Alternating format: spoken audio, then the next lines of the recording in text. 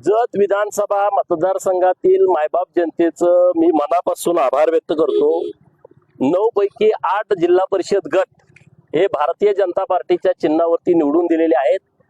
राज्याचे मुख्यमंत्री देवाभाऊनी जो विकासाचा धडाका जत तालुक्यामध्ये लावलेला आहे त्यासाठी लोकांनी प्रचंड असं समर्थन हे भारतीय जनता पार्टीला दिलेलं आहे।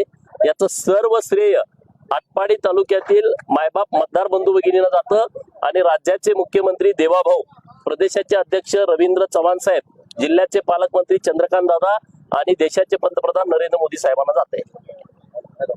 आटपाडी तालुक्यामध्ये तुमच्या ज्या वहिनी होते त्यांना यश मिळालेलं आहे, मात्र 2-3 ठिकाणी आटपाडी तालुक्यामध्ये अत्यंत चुरशीची निवडणूक झाली। त्यामध्ये 3 जागेवरती भारतीय जनता पार्टीचा पराभव झालाय आणि एक जी जागा आहे निंबोडे गटामध्ये, त्या गटामध्ये भारतीय जनता पार्टीचा विजय झालाय।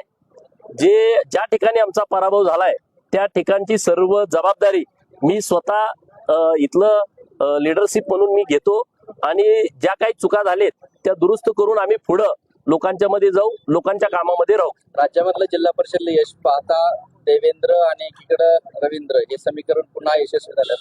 केंद्रात नरेंद्र, राज्यात देवेंद्र आणि रवींद्र हे आता गणित पक्क बसलंय। खरं तर अजितदादांचा दुर्दैवी निधन झाल्याच्या नंतर माननीय मुख्यमंत्री महोदयांनी कोणतीही सभा घ्यायची नाही असं ठरवलं।